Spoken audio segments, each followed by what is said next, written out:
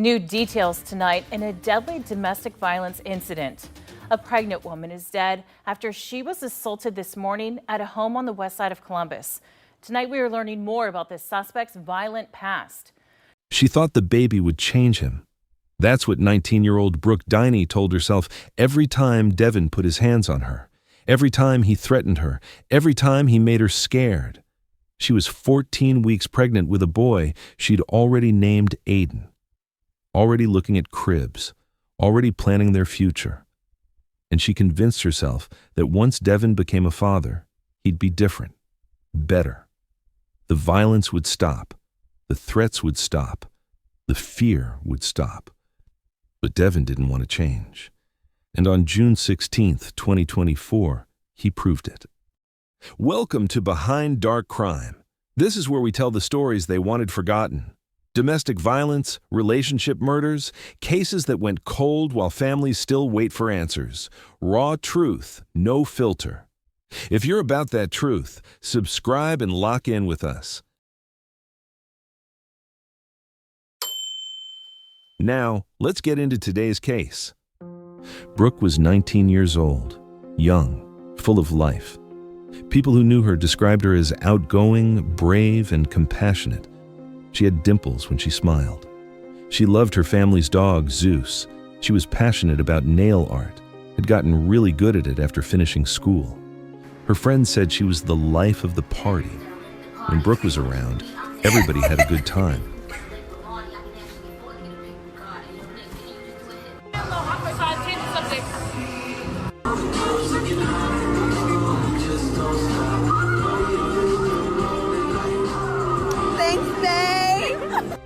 But in the last year of her life, something changed.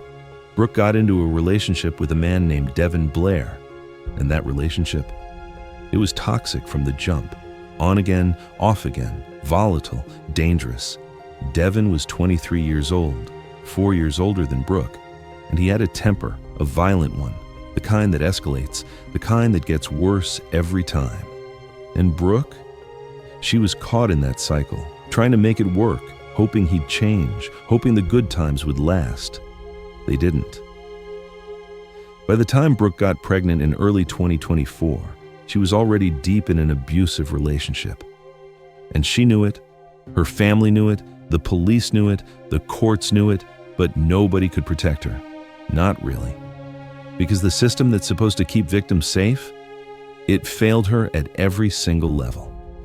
Let me take you back to December 28th, 2023. This is the day that should have been a wake-up call for everyone involved. This is the day Devin showed exactly who he was. It started with an argument. Devin smashed the windshield of Brooke's car, just destroyed it. Then he forced her to strip naked. Yeah, naked, in public. And then he dragged her by her hair, pulled her through the streets like she was nothing. But that wasn't even the worst part. Devin pulled out a knife, held it to Brooke's throat, and he said, "I'll kill you." Not, "I'm mad at you." Not, "We need to break up." He said, "I'll kill you." That's a threat. That's a promise. That's someone telling you exactly what they're capable of. Brooke reported it. Of course she did. She was terrified. She went to the police, told them what happened, and Devin was arrested. But when the cops tried to take him into custody, Devin fought back. He punched one of the officers, then he bit the officer in the head. Yeah, bit him. Like an animal. Devin was charged with felonious assault, strangulation, assault on a police officer, and felony domestic violence. 4 serious charges. The kind that should get you locked up immediately. The kind that should send a clear message. This man is dangerous. But that's not what happened. Fast forward to May 16th, 2024. Devin Blair stands in a courtroom in front of Judge Michael Holbrook, and he pleads guilty. Not to all 4 charges, but to 2 of them, felonious assault and domestic violence, guilty. He admitted it. He said, "Yes, I did this. I assaulted her. I held a knife to her throat. I dragged her naked by her hair." Now, when someone pleads guilty to a violent felony, especially one involving a weapon, Here's what's supposed to happen. They get taken into custody. They sit in jail until sentencing. That's standard procedure. Because if they're willing to do that once, they'll do it again. But Judge Holbrook, he made a different call. He released Devin on a $10,000 recognizance bond. You know what that means? It means Devin didn't have to pay a single dollar up front. He just had to promise to show up for sentencing. That's it. No cash, no collateral, just a promise. The judge did order Devin to wear an electronic ankle monitor, and he told him to stay away from Brooke. Don't contact her, don't go near her. And then Judge Holbrook said something that would come back to haunt this case. He said, "I'm taking a chance. Don't disappoint me. I'm taking a chance." Let me tell you something. When you're dealing with someone who held a knife to a woman's throat and said, "I'll kill you," you don't take chances. You don't hope for the best. You don't trust that they've suddenly become a different person, because they haven't, and they won't. But the judge took that chance anyway, and Devin walked out of that courtroom a free man. Devin didn't even make it 2 weeks. On May 31st, 2024, just 15 days after being released, Devin violated the terms of his bond. He wasn't participating in his pre-sentencing investigation. He wasn't following the rules. And the court issued a warrant for his arrest, an active arrest warrant, meaning the police had legal authority to go pick him up and put him in jail. But here's the thing. That warrant, it was never served. For 16 days, Devin Blair was walking around Columbus, Ohio with an active warrant, and nobody arrested him. Now, you might be thinking, well, maybe they didn't know where he was, but that's not true. The police knew exactly where to find him, because he was still with Brooke, still in her life, still in her home. And Brooke, she was stuck. Because even though she had a protection order, even though Devin wasn't supposed to be anywhere near her, he kept coming back, and she kept letting him in. Because that's what abusive relationships do. They trap you. They make you believe that maybe this time will be different. Maybe he really does love you. Maybe he'll change. But Devin wasn't changing. He was escalating. June 12th, 2024, 4 days before Brooke's murder. This is the last time she reported Devin to the police. The last time she tried to get help. The last time she thought maybe, just maybe, the system would protect her. Brooke and Devin were in her car.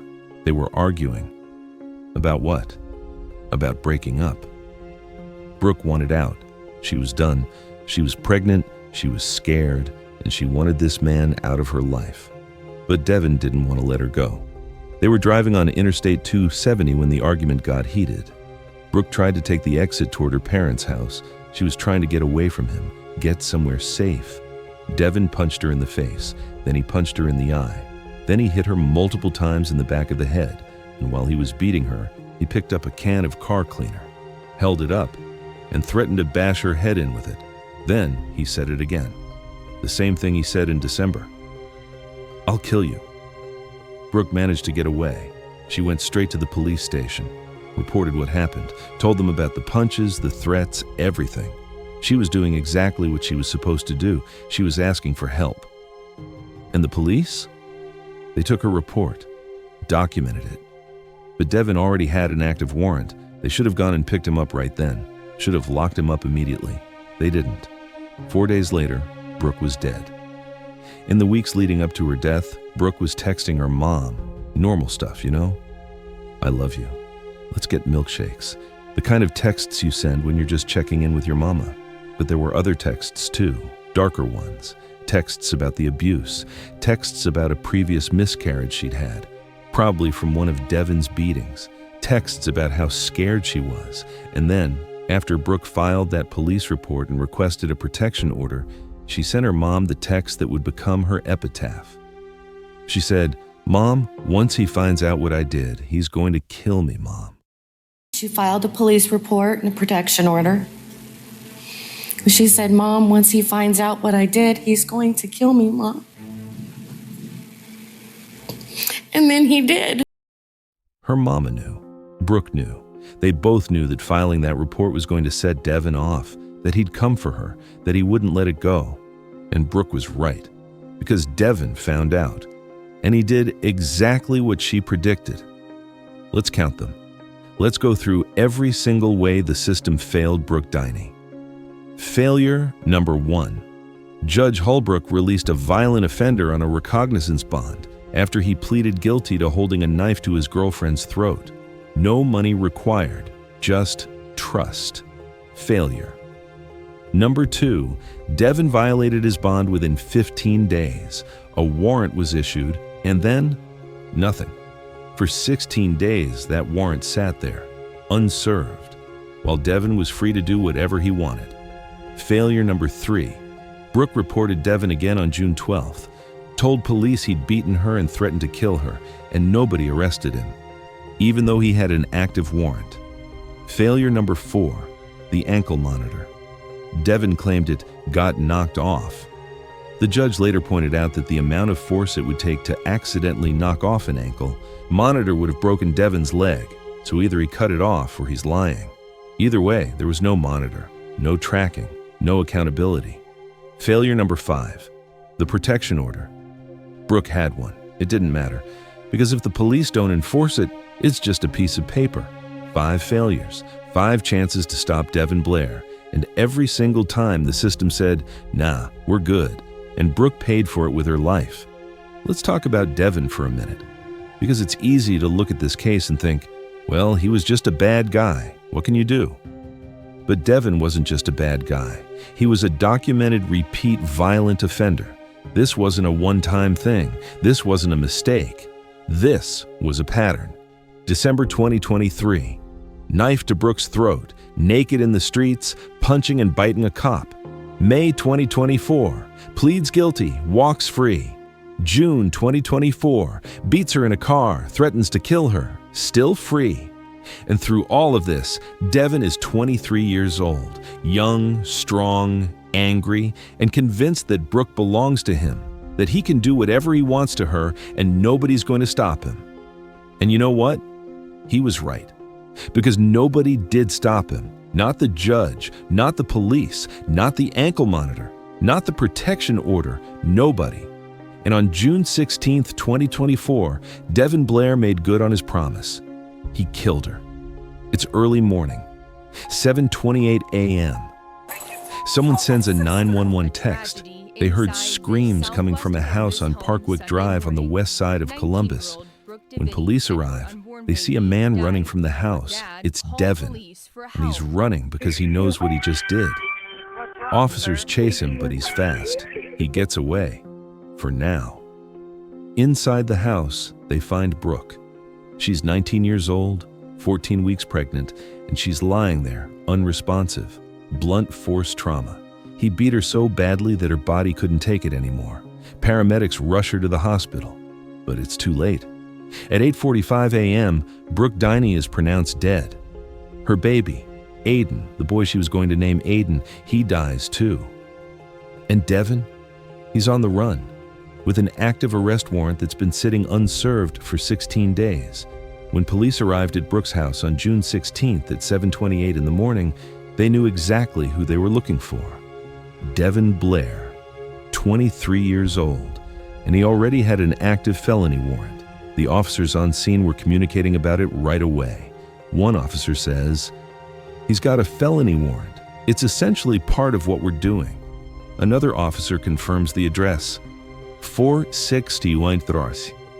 And then someone spots him. Yeah, there he is. He's running. Devin is running away from what he just did, running from the house where Brooke is dying, and the officers take off after him. Hands up. You're under arrest. But Devin doesn't stop.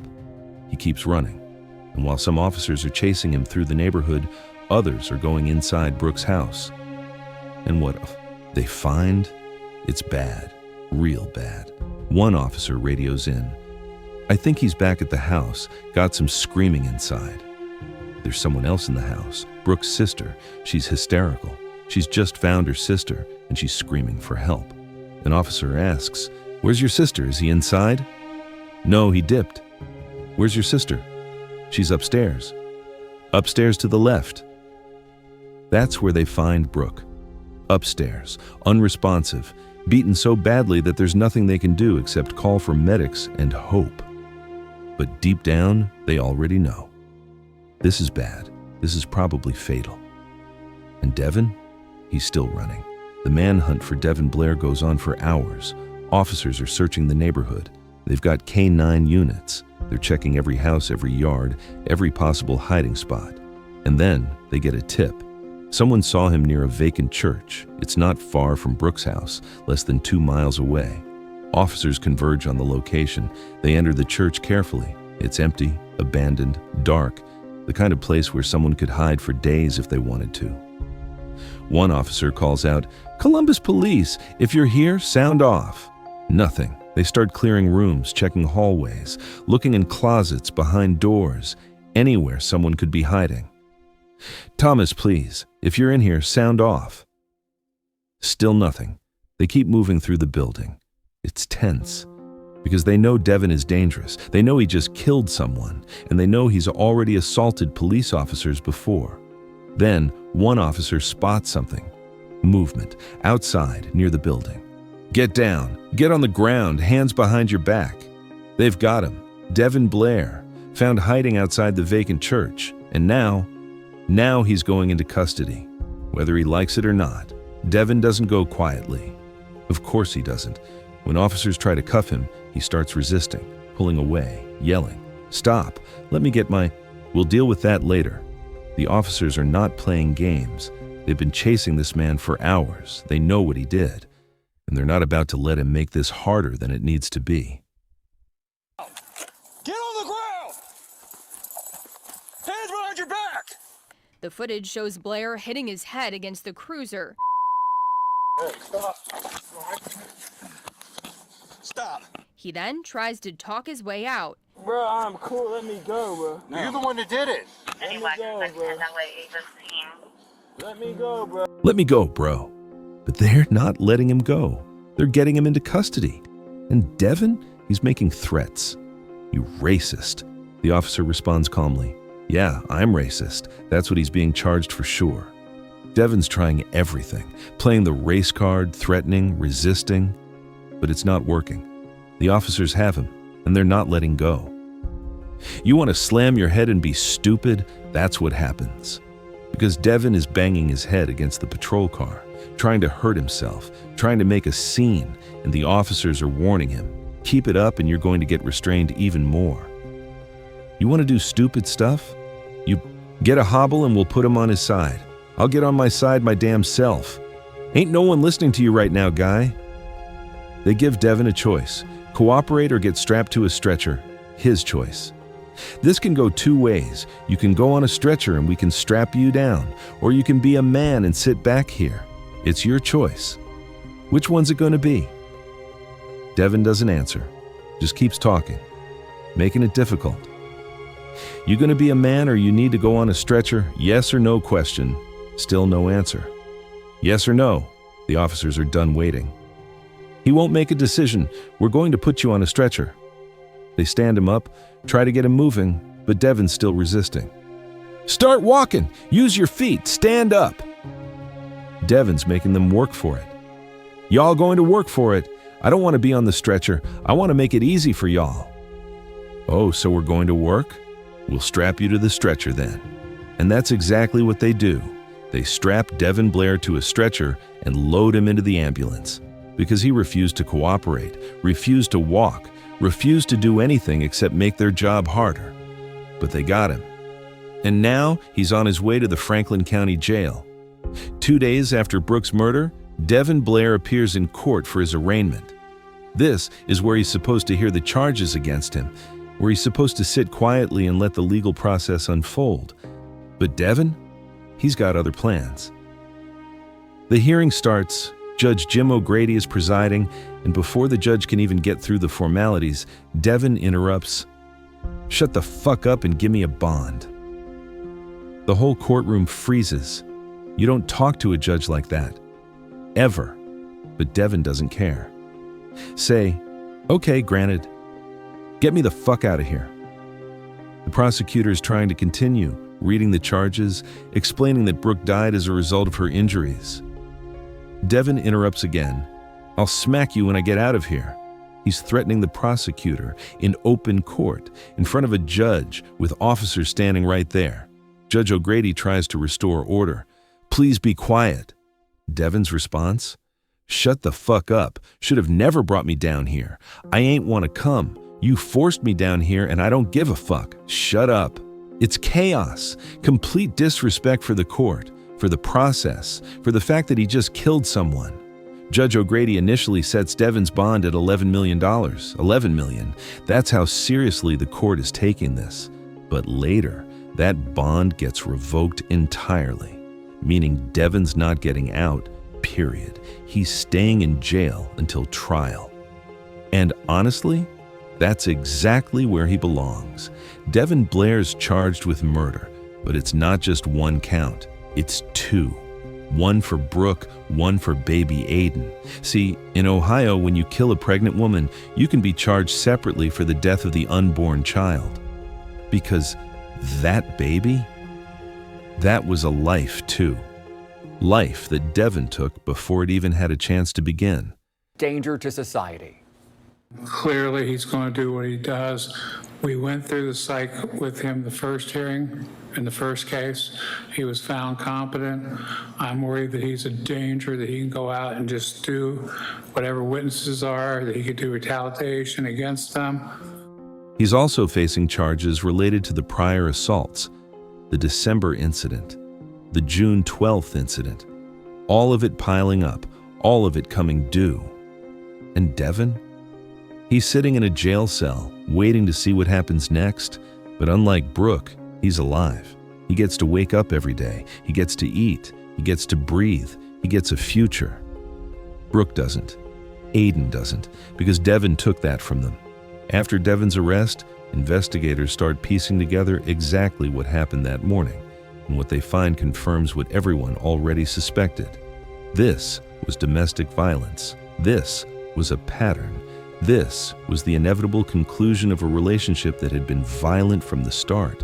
They interview witnesses, they talk to Brooke's family, they pull phone records, they review the text messages between Brooke and her mom, and every piece of evidence points to the same thing. Devin Blair is guilty. But here's the frustrating part. They didn't need to investigate to know Devin was guilty, because Brooke already told them. She reported him in December, she reported him in June. She filed a protection order. She did everything she was supposed to do, and the system ignored her over and over again. Investigators also look into Devin's history, and it's exactly what you would expect. A pattern of violence, a pattern of escalation, a pattern of getting away with it because the system kept giving him chances. First, it was choking, then it was beating, then it was a knife to the throat, then it was more beatings, and finally, it was murder. That's how domestic violence works. It doesn't get better, it gets worse.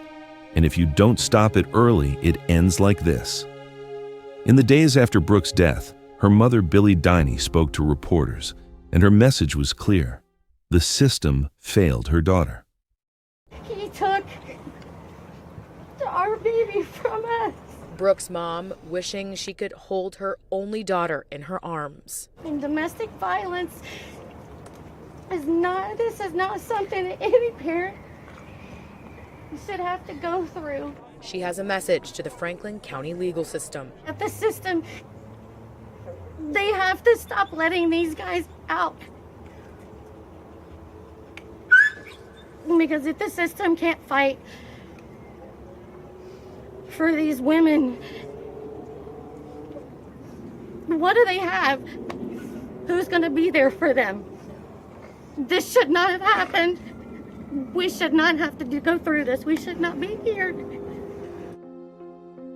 Billy talked about how Brooke was outgoing, brave, and compassionate, how she loved life, how she loved her dog Zeus, how she was excited about becoming a mother. But Billy also talked about the fear. The texts Brooke sent in the weeks leading up to her death, the messages about the abuse, the message that said, "Mom, once he finds out what I did, he's going to kill me, Mom." Billy told reporters she filed a police report and a protection order. She said, "Mom, once he finds out what I did, he's going to kill me, Mom." And then he did. And then he did. That's the part that's going to haunt Billy for the rest of her life. Because Brooke knew. She predicted her own death. She told her mom it was coming. And nobody could stop it. Billy also spoke about how Brooke just wanted Devin to love her, how she kept hoping he'd change, how she believed that maybe, just maybe, he'd become the man she thought he could be. But he never did. He never changed. He just got worse, until there was nothing left of Brooke except memories and a mother's grief. Columbus, Ohio is not a small town. It's a city. But even in a city, a case like this shakes people. Because Brooke wasn't the first. She wasn't even the only one that year. According to Columbus police, Brooke's death was the 5th domestic violence homicide in the city in 2024. The 5th. We're not even halfway through the year, and 5 women are already dead at the hands of their partners. That's not a coincidence. That's a pattern. That's a system that's not working. Police held a press conference after Brooke's death, and they talked about domestic violence, about how it escalates, about how victims need to get out before it's too late. But here's the problem with that message. Brooke tried to get out. She reported him. She got a protection order. She went to the police station 4 days before her death and told them Devin beat her and threatened to kill her. And they didn't arrest him, even though he had an active warrant. So when the police say, "Get out before it's too late," what they really mean is, "We can't protect you. You're on your own." And that's the truth that nobody wants to say out loud. A week after Brooke's death, her family and friends held a vigil at Columbus Prep Academy. It was intimate, just the people who loved her, the people who knew her best. They shared stories, talked about Brooke's smile, her dimples, her love for nail art, her passion for making people laugh. They remembered the good times, the times before Devin, the times when Brooke was just Brooke. One friend said, "She was the life of the party. Like, if she was there, we were together. After that, like, she changed. She got out of school. She got into nails. I was so proud of her." She was the life of the party. Like, if she was there, we were together. Like, after that, like, she changed. She got out of school. She got into nails. I was so proud of her. But underneath all the good memories was the pain, the anger, the frustration. Because everyone at that vigil knew the truth. Brooke should still be here. She should be alive. She should be getting ready to have her baby. Instead, they're holding a vigil, lighting candles, crying, and asking the same question everyone's asking. How did this happen?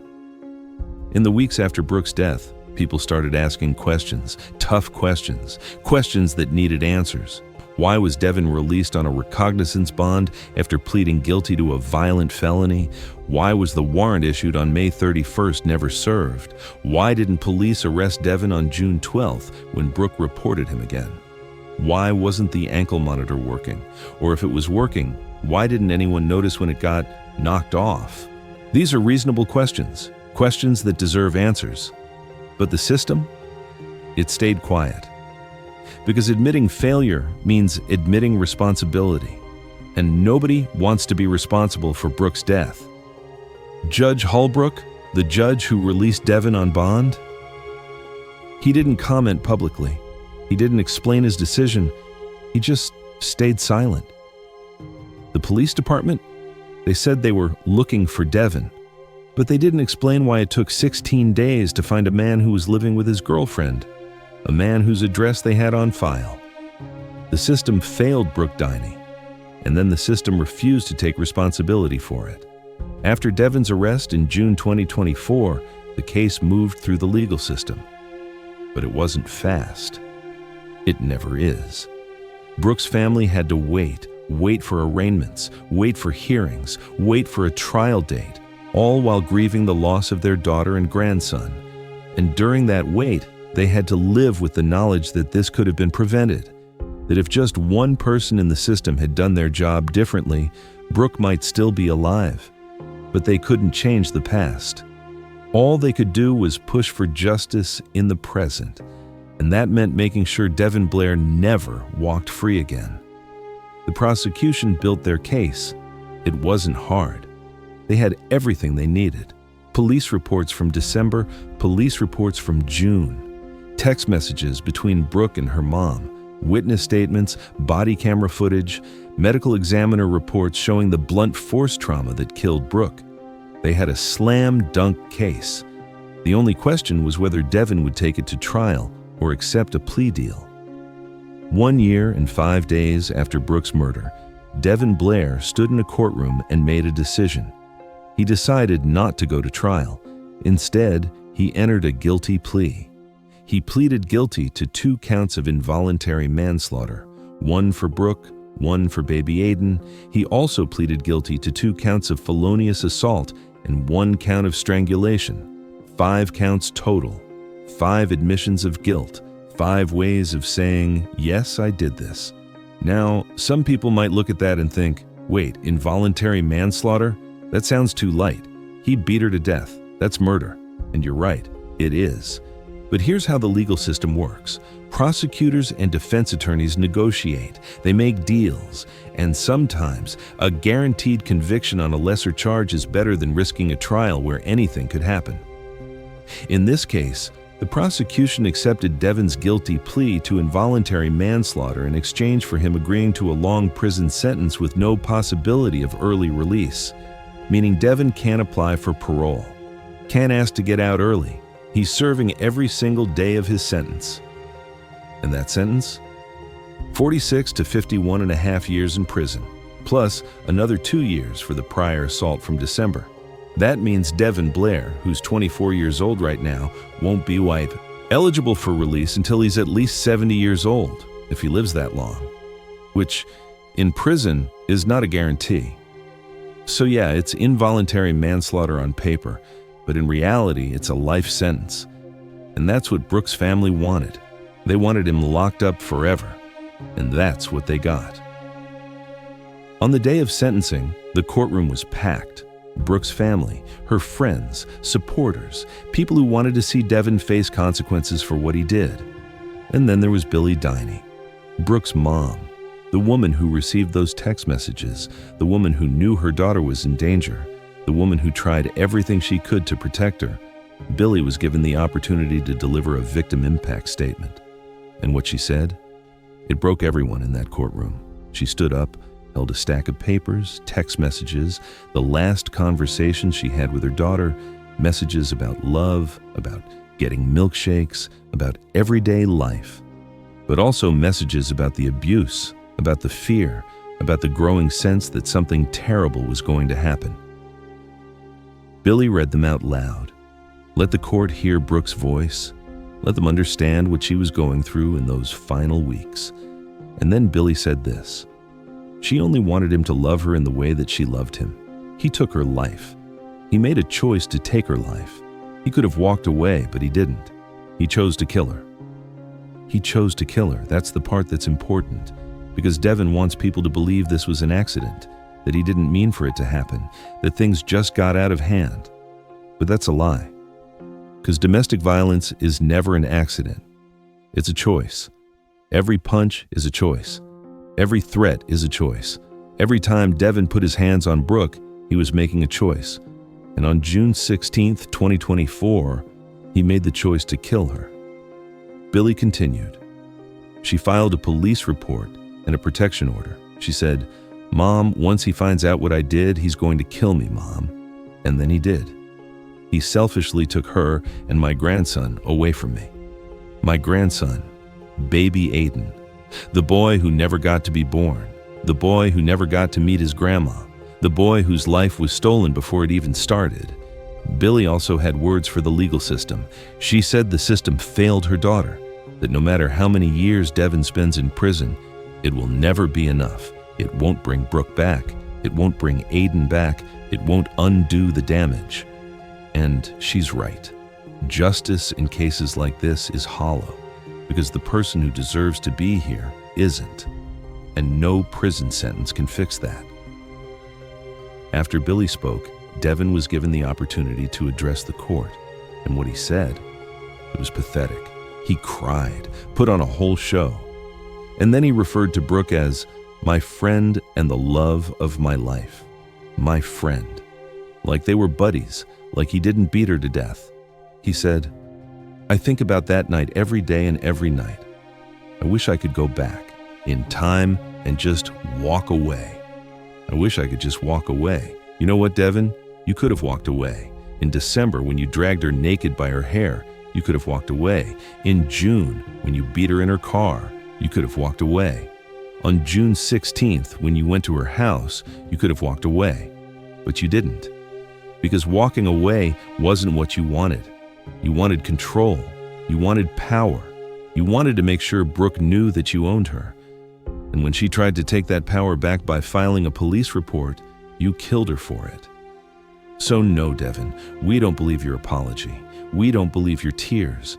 Because if you really loved Brooke, you wouldn't have hurt her, you wouldn't have threatened her, and you damn sure wouldn't have killed her.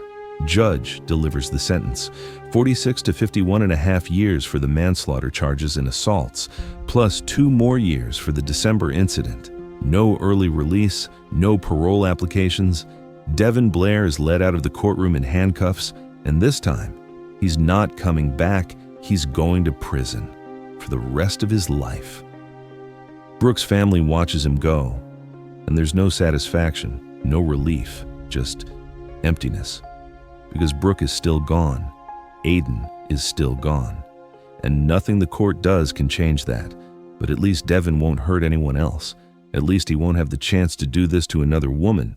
At least he's finally being held accountable. After the sentencing, legal experts weighed in on what went wrong in this case, and the consensus was clear. The system failed at every level.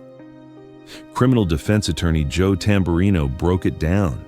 He said that when someone has a violent history and pleads guilty to a felony involving a weapon, they should be taken into custody immediately. No bond, no ankle monitor, just jail. Because the risk is too high. But that's not what happened. Judge Holbrook released Devin on a recognizance bond, and Tamburino said that was a bad call, a really bad call. He explained that judges have discretion. They can make these decisions. But with that discretion comes responsibility. And when you make a decision that results in someone's death, you have to own that. Tamburino also talked about what could have prevented this: GPS monitoring, immediate arrest when Devin violated his bond, enforcing the protection order. All of these things were options. All of these things could have worked, but none of them happened, and that's the tragedy. He also addressed the question everyone's asking: why didn't Brooke just leave? And his answer was simple. Because leaving is the most dangerous time. Because abusers don't let go easily. Because even when you do everything right, report them, get a protection order, stay away from them, they can still find you. They can still hurt you. Brooke tried to leave. She tried to protect herself. She did everything society tells domestic violence victims to do. And she still ended up dead. So the question isn't, why didn't she leave? The question is, why didn't the system protect her? Brooke Devinney was the 5th domestic violence homicide in Columbus, Ohio in 2024. The 5th. And we're not even talking about the ones who survived, the ones who got beaten but didn't die, the ones who are still living in fear. According to Columbus police, there were over 3,000 reports of domestic violence in the first half of 2024 alone. 3,000. That's not incidents. That's just reports. The actual number is probably way higher because most domestic violence never gets reported. And here's what the data shows. Domestic violence escalates. It doesn't get better on its own. It gets worse. And if you don't intervene early, if you don't take it seriously, it ends in cases like this. Police say they learn from studying these cases, that they see patterns, that repeat offenders get more violent over time, and that if victims don't remove themselves from the situation, the violence increases until it ends in homicide. We learn by studying these cases that a lot of these times they're repeat offenders. that get more violent as the time goes on. If the victims don't find a way to remove themselves from suspects, from these violent offenders, the violence just increases over a time frame. And unfortunately, sometimes we see where it ends in a homicide, and that's unfortunately what happened today. But here's the problem with that statement. It puts the responsibility on the victim. It says, if you don't get out, it's partly your fault. But Brooke did try to get out. She reported Devin. She got a protection order. She went to the police station and told them he was threatening to kill her. She did everything she was supposed to do, and the system failed her. So maybe the lesson isn't victims need to get out. Maybe the lesson is the system needs to do its job. Brooke Devinney was 19 years old when she died. She had her whole life ahead of her. She was going to be a mom. She was going to raise baby Aiden. She was going to keep doing her nails, keep spending time with her friends, keep being the life of the party. But Devin Blair took all of that away from her. And now, Brooke's legacy is a cautionary tale, a reminder of what happens when the system fails, a reminder that domestic violence doesn't just hurt the victim, it destroys families, it steals futures, it ends lives. Brooke's mom, Billy, said it best. This should not have happened. We should not have to go through this. We should not be here. She's right. They shouldn't be here. Brooke should be here. Aiden should be here. But they're not. Because the system let a violent man walk free, and he did exactly what everyone feared he would do. Here's the uncomfortable truth. Nobody's been held accountable for the system failures in Brooke's case. Judge Holbrook made a bad call, and nothing happened to him. The police had an active warrant for 16 days and didn't serve it, and nobody's been disciplined. The ankle monitor either failed or was removed, and nobody's explaining how that happened. Because the system protects itself. Judges have immunity for their discretionary decisions, prosecutors have immunity, police officers have qualified immunity, everybody's protected except the victims. And that's the problem. Because without accountability, nothing changes. The same mistakes keep happening. The same women keep dying. And the system keeps saying, well, we did our best. But their best wasn't good enough for Brooke Devinney. And it's not good enough for the thousands of other women living in fear right now. If you're in a domestic violence situation, here's what you need to understand. The system is broken. It might not protect you. So you need to protect yourself. Document everything, every bruise, every threat. Every time he puts his hands on you, take pictures, save text messages, keep a record, tell people, tell your family, tell your friends, tell your coworkers. Don't keep it a secret, because the more people who know, the safer you are. Get a protection order. Yes, it's just a piece of paper, but it creates a legal record. And if he violates it, call the police every single time. Make them document it. And if you can, get out. Leave. Go somewhere he can't find you. I know it's hard. I know you love him. I know you think he'll change. But he won't. He'll only get worse. And if you can't leave, if you're trapped, if you don't know what to do, call the National Domestic Violence Hotline. 1-800-799-7233. They can help. They can connect you with resources. They can help you make a plan, because you deserve to be safe. You deserve to be alive. And your life is worth more than his love. Here at Behind Dark Crime, we focus on domestic violence, on relationship murders, on the cases where trust was broken in the worst possible way. Brooke Devinney's case is one of those. A 19-year-old girl who loved the wrong man, who tried to get help, who did everything right, and who still ended up dead. If this story affected you, subscribe to this channel. Hit that notification bell. Because we're going to keep telling these stories. We're going to keep holding the system accountable. We're going to keep making sure victims like Brooke aren't forgotten. Drop a comment below. Tell me what you think about this case. Tell me if you think the judge should face consequences. Tell me if you've been affected by domestic violence. Because this community is about more than just crime stories. It's about supporting each other. It's about demanding better. And most importantly, if you or someone you know is in danger, get help. Don't wait. Don't hope it gets better. Get out, get safe, get help. Rest in peace, Brooke Devinney, and rest in peace to baby Aiden, who never got the chance to live. We won't forget you. This is Behind Dark Crime. Stay safe out there.